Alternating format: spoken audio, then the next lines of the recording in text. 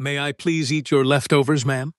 I have not had a single bite of food to eat in over 3 days. The desperate words fell over the elegant dining room of the luxurious Charleston restaurant, like a heavy stone dropping into a perfectly still, crystal-clear pond. The silver fork held by Isabella Montgomery remained completely suspended in the air, caught halfway between the exquisite porcelain plate and her lips. All around her, the hushed, polite conversations of the wealthy patrons died out one by one, extinguishing like fragile candle flames blown out by a sudden, freezing wind. Even the talented pianist, playing softly in the far corner, missed a note, momentarily distracted by the shocking intrusion into their exclusive world. Isabella lifted her gaze slowly, her sharp eyes taking in the sight before her. Standing right across from her, hovering nervously by the immaculate table, was a young woman who could not have been older than 26 years of age. She wore a faded gray shirt that was badly torn at the shoulders, trousers that were completely frayed at the knees, and shoes so terribly worn down that they barely retained any recognizable shape. Slung heavily over her fragile shoulder was an enormous, bulging black trash bag tied with a tight knot, looking as though it contained her entire worldly existence. Her face was heavily smudged with dark dirt, but a few clean tracks cut right through the grime, leaving the undeniable, fresh traces of recent tears. However, what truly made Isabella's heart stop beating in her chest was not the filthy clothing or the dirt. It was the girl's eyes. They were large, dark, and framed by incredibly long lashes, holding a quiet, unbreakable dignity that extreme poverty had somehow failed to erase. They were eyes that Isabella knew intimately, eyes that had haunted her every single dream for the past 22 years. "What did you say, child?" Isabella asked, and her voice, which was normally so firm, authoritative, and perfectly accustomed to barking orders in high-stakes corporate boardrooms, came out terribly broken, barely more than a fragile whisper. The young girl immediately lowered her head in deep shame. A bright flush of embarrassment ignited her cheeks beneath the heavy layers of street dirt. "Please forgive me. I really did not mean to bother you at all. It is just that." She paused, swallowing hard as her dry throat made a clicking sound. "I saw that you were going to leave the warm bread and half of the expensive fish, and I—" Her voice cracked with overwhelming emotion. "Just forget it. I am so terribly sorry. Have a good day." She quickly turned around, desperately eager to walk away and disappear back into the unforgiving streets of the historic city. "Wait!" The word burst out of Isabella's mouth before her rational mind could even process the thought. Several heads whipped around from the neighboring tables, their eyes wide with shock. A wealthy woman wearing a heavy emerald necklace clicked her tongue with profound, undisguised contempt. A businessman dressed in a sharp gray suit muttered something incredibly harsh to his dining companion, pointing his chin at the young girl, as if he were gesturing toward a stray, flea-bitten dog that had somehow wandered into a private, manicured garden. The restaurant's general manager, a slender, nervous man named Robert, was already rushing over at a very fast pace. He had his hands extended outward, and a perfectly painted, apologetic smile plastered across his face. "Mrs. Montgomery, I beg 1,000 pardons for this horrific interruption," he groveled before turning toward the young girl with a suddenly cruel, hardened expression. "And you. I have told you 1,000 times that you absolutely cannot enter this establishment. Get out right now before I call the security guards." He forcefully grabbed the young woman by her thin arm. "Do not touch her." Isabella's command violently cut through the tense air of the dining room. She did not yell. She simply did not need to. Isabella Montgomery had single-handedly built a massive real estate and luxury hotel empire that spanned across 3 continents, and whenever she spoke in that particular, chilling tone, the entire world stopped to listen. Robert immediately dropped the girl's arm as if her skin were burning hot. "But, ma'am, this homeless vagrant," he stammered nervously. "This young lady," Isabella corrected him sharply, emphasizing every single syllable, "is my esteemed guest. Bring her a comfortable chair and a completely clean set of silverware immediately." The silence inside the upscale restaurant became so incredibly dense and heavy that one could practically slice it with a knife. The arrogant woman with the emerald necklace accidentally dropped her crystal wine glass, which clinked loudly against her plate. The businessman in the gray suit simply sat there with his mouth hanging wide open in utter disbelief. Ma'am, this is really not necessary, the young girl stammered, taking a frightened step backward toward the exit. Truly, I do not want to cause you any trouble at all. Every single person in this room is staring at you. Please, do not go through this immense trouble for someone like me. I am simply not worth it. Isabella repeated those heartbreaking words quietly, under her breath, and a sharp pain pierced her chest like a jagged wooden splinter. Who on earth ever told you that? Isabella asked softly. The young girl did not offer an answer. She merely lowered her gaze back down to her horribly ruined shoes. Please sit down, Isabella said. And this time her words were not issued as a corporate command, but rather as a desperate plea cleverly disguised as an order. An old woman like me really should not have to eat her lunch entirely alone. You would be doing me a massive favor. Robert, completely defeated and terrified for his job, dragged a heavy wrought iron chair over and placed it directly across from Isabella, letting out a quiet sigh of deep resignation. The girl stared at the plush chair as if it were an elaborate, dangerous trap waiting to snap shut. She then looked up at Isabella, and within those billionaire eyes that were typically so accustomed to the cold, hard calculations of the ruthless business world, she found something she never expected to see. Pure, unadulterated tenderness. She slowly sat down on the very edge of the chair, absolutely refusing to let go of her black trash bag, tightly hugging it against her chest as if it were a protective shield. "What is your name?" Isabella asked gently. "Lily," she responded in a voice that was barely audible. "Lily Sanders." Isabella closed her eyes for a brief, agonizing moment. The name was completely different, but those eyes were exactly the same. The exact same beautiful, dark eyes of her precious Victoria. "Are you hungry, Lily?" Isabella asked, her heart aching. The young woman nodded her head quickly, and two fresh, heavy tears slid down her face, carving new, clean paths through the dirt on her pale cheeks. "Very much, ma'am. Please forgive me. It has been so incredibly long since I have eaten anything hot that I truly cannot even remember what it tastes like." Isabella felt her heart painfully contract within her chest. She raised her hand high, and, without ever taking her eyes off the young woman, summoned the terrified manager with a sharp wave. "Robert," her voice was now quite soft but absolutely implacable, "I want you to bring the very best dishes this kitchen can produce directly to this table. The freshest catch of the day, the hottest clam chowder, the most perfectly baked bread, absolutely everything. Add a rich chocolate dessert and a large pitcher of freshly squeezed orange juice."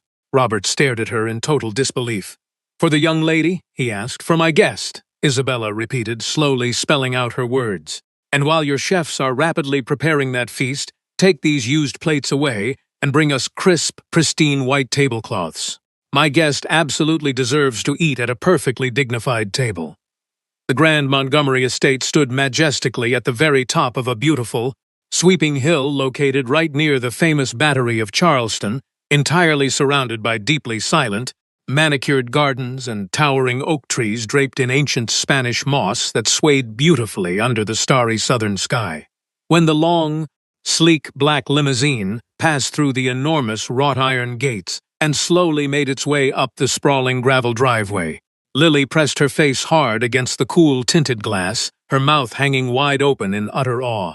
"You actually live here?" she whispered in a state of total shock. "But this place is so much bigger than the entire orphanage. It is bigger than 3 orphanages combined." Isabella offered a sad, heavy sigh as she looked out at her immense property. "It is far too big," she replied softly. "A massive house exactly like this one, without a single soul to fill its halls with joyous noise, is not a real home. It is merely a very elegant, incredibly lonely museum." The heavy limousine gently rolled to a complete stop right in front of a sweeping, spectacular marble staircase. The uniformed driver quickly opened the thick door, and Lily stepped out with extreme timidity, still tightly clutching her black garbage bag, feeling more completely out of place than she ever had in her entire life. A stern-looking older woman wearing a perfectly starched white apron stood waiting for them at the massive front doors. This was Clara, the fiercely loyal housekeeper who had proudly served Isabella for over 30 years.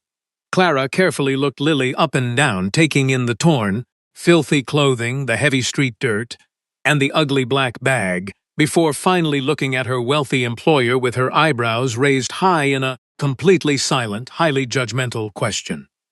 Clara Isabella spoke with an undeniable authority. "This is Lily. She will be staying with us for a while. Please immediately prepare the blue room, draw a hot bath filled with soothing salts, and search through my personal closets to find some comfortable clothes that might fit her properly." "The blue room, ma'am," Clara gasped loudly, completely unable to hide her profound, trembling astonishment. They had kept that specific, tragic door securely locked for over 2 full decades. "Yes," Isabella responded with unwavering firmness, even though her voice betrayed a tiny, almost imperceptible quiver. "The blue room." Clara slowly nodded her head, instantly understanding that something incredibly monumental was occurring, and she gently guided the exhausted young girl into the spectacular, cavernous interior of the mansion. As Lily slowly ascended the massive, sweeping marble staircase, staring in absolute wonder at the gorgeous oil portraits and the glittering crystal chandeliers, Isabella remained firmly planted at the bottom of the steps, silently watching her go. Once Lily finally disappeared down the long, luxurious upstairs hallway, Isabella's legs suddenly gave out completely. She had to grip the polished wooden banister with all her remaining strength just to keep herself from collapsing onto the hard floor. The blue room had been kept shut for 22 agonizing years. 22 years of thick dust covering a beautiful wooden crib that was never once used, soft stuffed toys that were never playfully touched, and a gorgeous mural of fluffy white clouds painted on the ceiling by a loving father mere weeks before the unspeakable tragedy. Isabella forced herself up the stairs and walked straight into her private, oak-paneled study. She quickly locked the heavy wooden door behind her and, for the first time in a very long while, opened the hidden wall safe concealed neatly behind a beautiful landscape painting.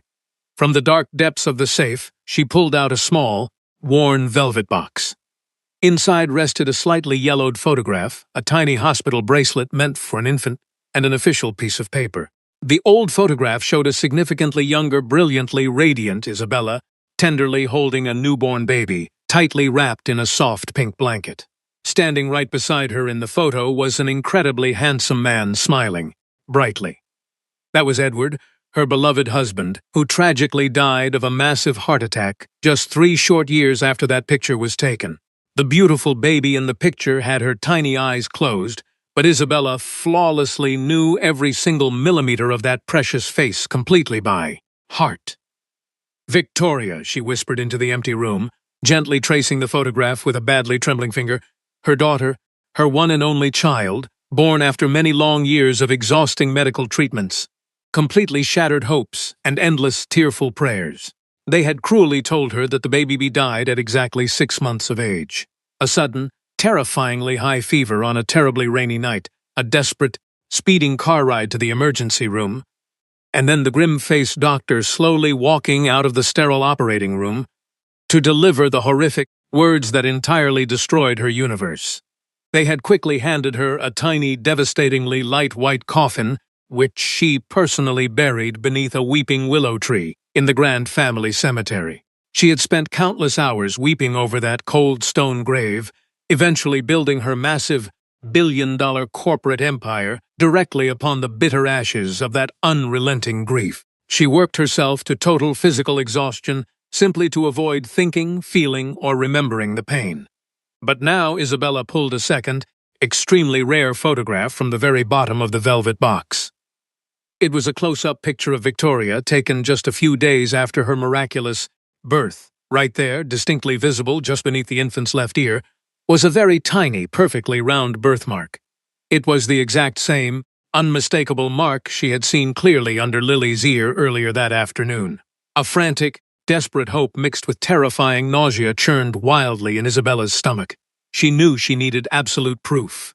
That very night, she hired Thomas, the most expensive and highly secretive private investigator operating in the entire state of South Carolina. She handed him the heavily guarded name of the rural orphanage and the exact tragic date from 22 years ago. While Thomas immediately began his deep dive into the shadowy past, Isabella also introduced Lily to Mr. Henderson, the estate's incredibly kind, elderly head gardener. The old man, who rarely spoke to anyone, instantly took a massive liking to the gentle young girl when she eagerly kneeled in the damp soil to help him carefully prune the magnificent blooming rose bushes. For the first time in over 2 decades, the Montgomery estate actually felt like it was breathing, completely alive with the sweet sound of Lily's beautiful laughter and her remarkably gentle, caring presence. 3 long, agonizing weeks passed by like a fleeting dream. Those 21 days completely transformed the silent, imposing Montgomery mansion into a warm, deeply vibrant home. Lily proved to be exactly the extraordinary, deeply compassionate person Isabella had instinctively sensed she was.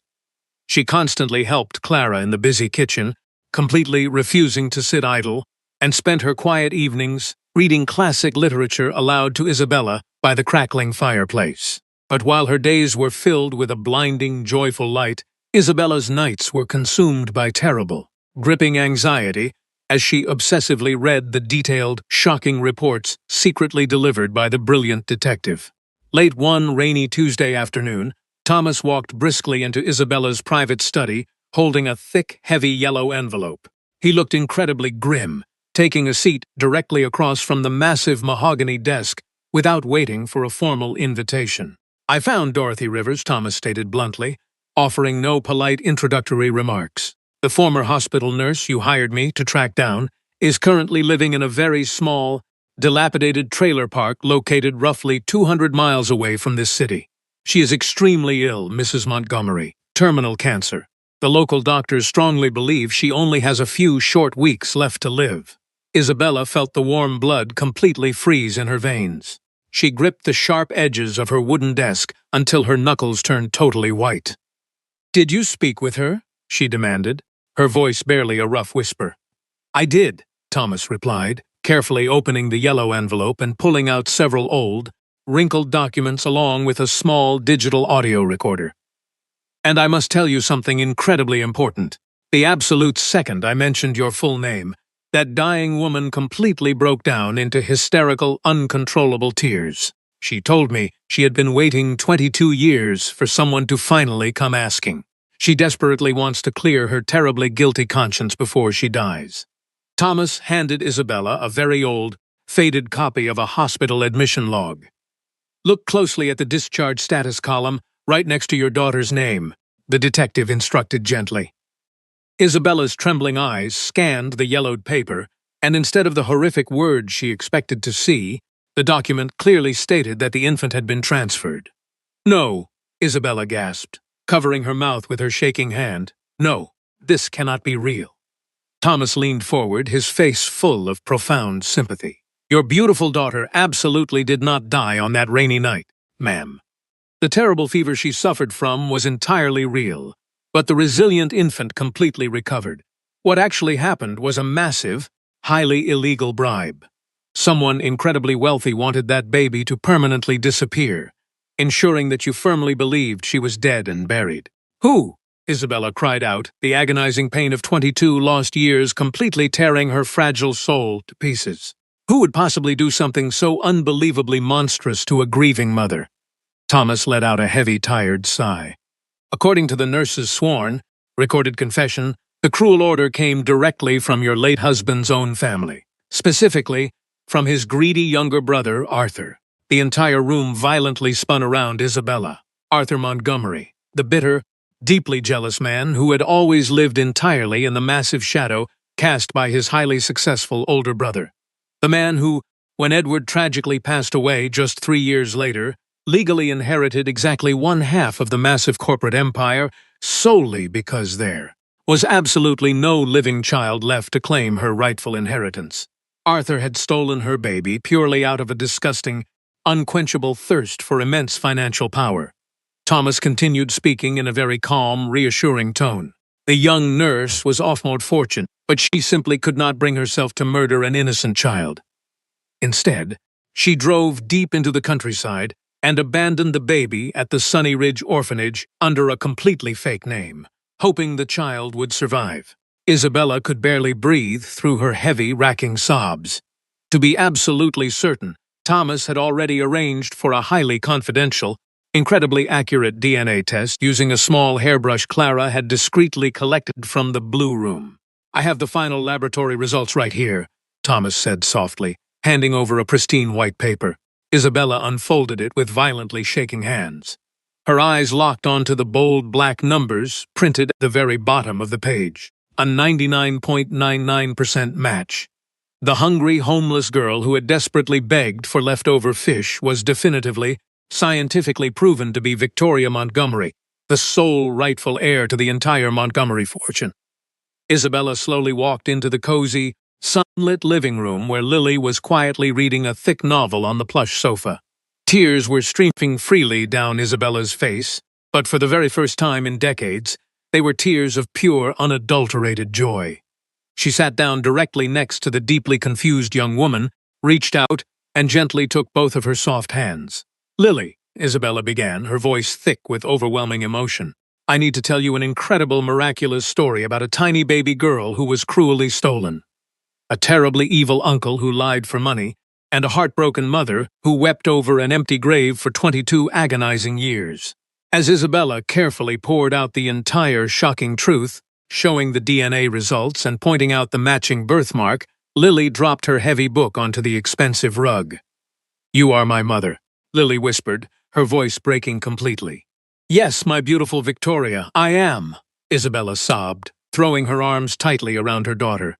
They held on to each other fiercely, crying loudly in the beautiful room, finally filling the massive empty house with the profound, healing love that had been violently stolen from them so long ago.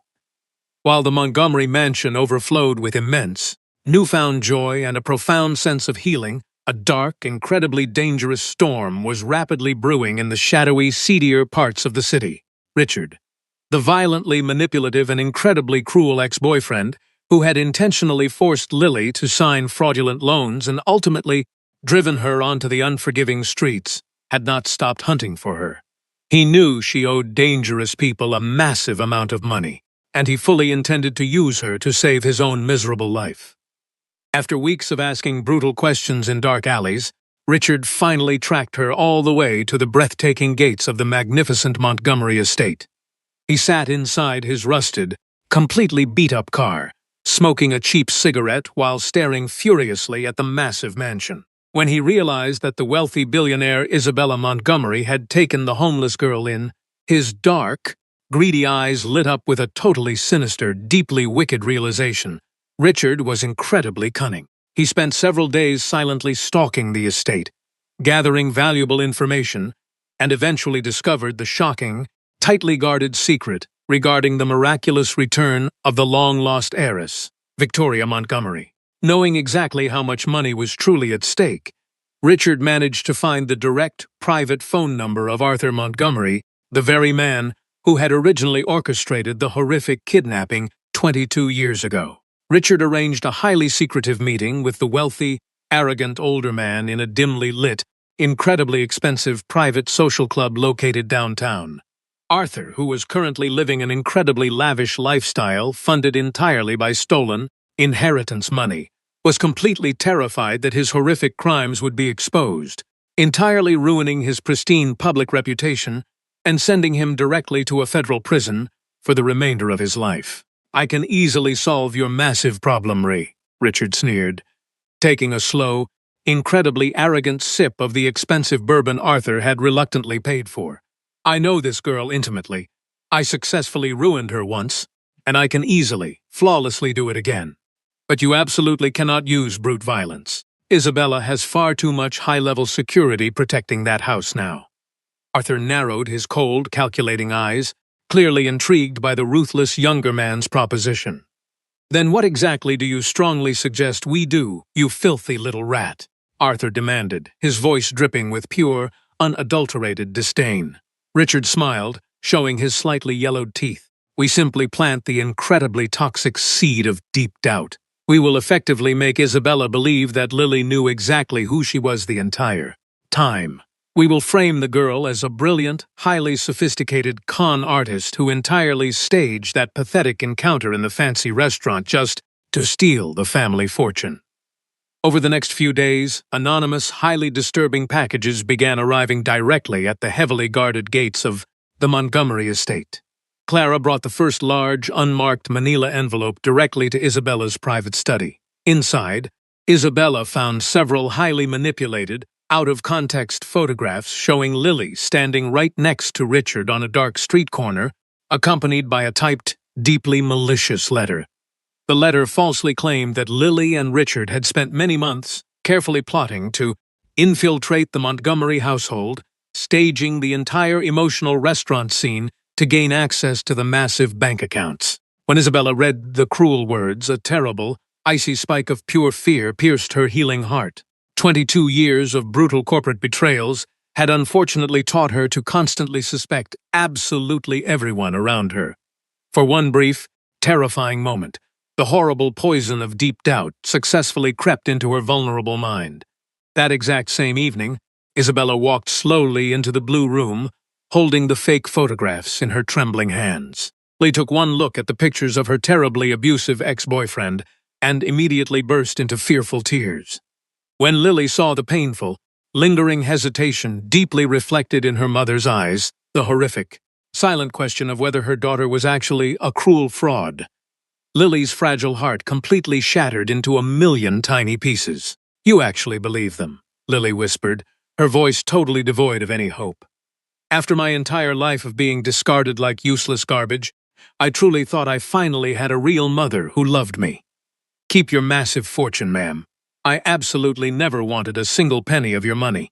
Lily immediately turned away, grabbed her old, completely ruined clothes, and began furiously packing her black trash bag, fully prepared to walk straight back out into the cold, unforgiving streets, rather than stay in a beautiful house where she was not trusted. Seeing her daughter absolutely willing to throw away billions of dollars just to preserve her own quiet dignity completely shattered Isabella's momentary doubt, proving once and for all that Lily's pure, beautiful soul was entirely incapable of such an evil deception.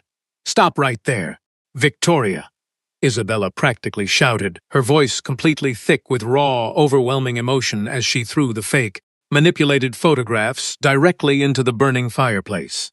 She rushed across the beautifully decorated bedroom and wrapped her arms fiercely around her deeply sobbing daughter. "Please forgive me, my precious child. I was so incredibly terrified of losing you again that I foolishly allowed the dark paranoia of my past business life to blind me for a brief second. A true con artist would have stayed and fought desperately for the money, but you were fully ready to walk away with absolutely nothing but your pride. You are my daughter, and I swear to you upon my very life, I will totally destroy the evil men who are trying to tear us apart."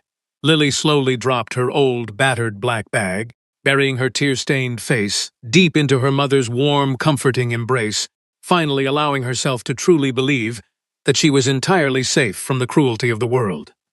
The very next morning, Isabella called William, her incredibly powerful, highly trusted corporate lawyer and the local chief of police, arranging an elaborate, perfectly planned trap. Knowing that Arthur was incredibly arrogant and deeply greedy, Isabella sent her brother-in-law a highly confidential, perfectly acted message. She falsely claimed that she had completely uncovered the girl's supposed fraud, that she was entirely devastated by the terrible betrayal, and that she urgently needed Arthur's expert legal assistance to quietly throw the young impostor out of the estate without causing a massive public scandal. Arthur, completely elated and arrogantly believing his wicked, malicious plan had worked flawlessly, eagerly agreed to come directly to the mansion that very afternoon, bringing his new criminal accomplice, Richard, closely along to witness his ultimate glorious victory. When the two incredibly smug men confidently strutted into the grand, sunlit living room of the Montgomery estate, they fully expected to find Isabella weeping uncontrollably and Lily completely banished. Instead, they found Isabella sitting completely upright in a high-backed velvet chair, sipping Earl Grey tea with an expression of absolute, terrifying calmness. "Arthur," Isabella said softly, placing her delicate porcelain teacup gently onto the silver saucer, "you truly believed you could destroy my beautiful family twice and get away with it." Before Arthur could even open his mouth to offer a slimy, fake response, William the lawyer stepped out from behind the heavy silk curtains, firmly holding a small digital recorder. He loudly pressed play, and the unmistakable guilt-ridden voice of Dorothy Rivers, the dying nurse, echoed clearly throughout the entire room, detailing exactly how Arthur had paid a massive fortune to have the infant permanently disappear 22 years ago. Arthur's face turned completely chalk-white, all the arrogant, smug color instantly draining from his terrified features. Richard, realizing the situation was completely doomed, immediately turned toward the large oak doors to run away. But three heavily armed, unsmiling police officers quickly stepped directly into the room, physically blocking all possible exits. Arthur Montgomery and Richard Vance, the lead police officer, announced in a booming, highly authoritative voice, "You are both formally placed under arrest for the kidnapping of a minor, massive financial fraud, severe criminal extortion, and multiple counts of grand larceny." As the cold, heavy steel handcuffs snapped tightly shut around their wrists, Lily bravely walked down the sweeping marble staircase. She stood tall and immensely proud next to her loving mother, staring directly into the deeply terrified eyes of the cruel men who had actively tried to ruin her entire existence. They were finally being dragged away to face true justice, leaving the Montgomery family completely safe, eternally united, and absolutely untouchable. Exactly 3 wonderful, deeply transformative years passed since the dark, dramatic day of the arrests. Arthur was rapidly tried, convicted, and sentenced to serve 30 long years in a maximum security federal penitentiary, utterly stripped of all his stolen wealth and false prestige. Richard received 15 years for his numerous, highly documented frauds and extortions, completely removing his toxic presence from the world. Isabella and Lily had spent those 3 beautiful years completely rebuilding their shattered lives, traveling extensively across beautiful European cities, talking for endless hours late into the night, and forging a bond so incredibly strong that absolutely nothing could ever break it. However, despite having virtually unlimited access to unbelievable wealth and unimaginable luxury, Lily remained exactly the same humble, deeply compassionate young woman who had once politely asked for a plate of leftover food. Lily successfully returned to the local university, studying incredibly hard late into the evenings to finally earn her teaching degree. However, she did not want to teach at an exclusive, wealthy private academy.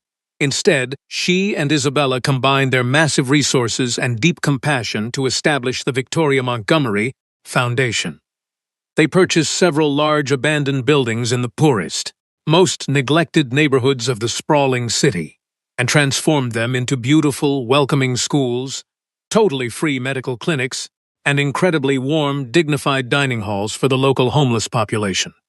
Every single day, Lily stood proudly in front of a brightly colored classroom filled with underprivileged children, teaching them how to read, write, and confidently believe in their own boundless potential, constantly reminding them that their current poverty absolutely did not define their ultimate worth as human beings. One cool, breezy Tuesday afternoon, Isabella completely surprised her beloved daughter by having the professional driver take them straight back to the exact same fancy restaurant where their miraculous journey had first begun. Robert, the nervous manager, who was now endlessly polite and extremely deferential, quickly guided them to the very same table by the large glass window. Just as they were finishing their delicious, perfectly baked bread, a deeply frightened, terribly thin old man, wearing a torn coat, slowly pushed open the heavy glass doors of the restaurant. He looked around nervously, his deeply wrinkled face completely filled with profound shame, as Robert immediately started walking aggressively toward him to throw him out. But before the manager could even speak a single word, Lily quickly stood up from her chair, her heart overflowing with empathy, and rapidly crossed the dining room floor. "Please, sir, you do not have to leave," Lily said in a beautiful, highly comforting voice, gently taking the deeply embarrassed old man by his trembling arm. "You are my highly honored guest today. Please come sit at our table. We have plenty of hot food to share, and you absolutely should not have to eat completely alone." As Isabella proudly watched her beautiful daughter pull out a heavy, comfortable chair for the incredibly grateful old man, a profound, overwhelming sense of total peace finally settled over her entire soul. She smiled warmly, signaling the waitstaff to bring their finest, most expensive meals for their new friend. knowing that the agonizing pain of her past had completely given way to a brilliant, immensely beautiful future. Life is a profound and completely unpredictable journey, often severely testing our fragile spirits with unbearable grief, terrible loneliness, and unimaginable betrayals. Yet it is solely through these very painful trials that the true depth of human compassion is ultimately revealed. When we finally grow older and much wiser, the glittering allure of massive wealth and the completely hollow pursuit of social status inevitably fade into the distant background, leaving behind the only true currency that actually matters in this universe: the unconditional love we share and the genuine kindness we freely extend to total strangers. The world can frequently be a cold, deeply unforgiving place that cruelly attempts to convince the vulnerable that they are completely worthless. But a single, courageous act of genuine empathy, looking deeply into the sad eyes of someone entirely forgotten and offering them a warm seat at the highly guarded table, has the miraculous power to beautifully alter the entire course of human destiny forever. We must absolutely never allow the deep, painful scars of past deceptions to permanently harden our beating hearts to the tragic point where we become entirely blind to the spectacular miracles standing right in front of us. True healing absolutely does not come from isolating ourselves behind massive walls of dark suspicion, but from bravely daring to trust, daring to reach out, and daring to passionately believe that even in the absolute darkest, most terrifying corners of human despair, the brilliant light of human goodness strongly endures. We are all deeply bound by the incredibly fragile thread of our shared humanity, and in the very end, it is our unwavering willingness to constantly uplift one another that truly finally saves our souls.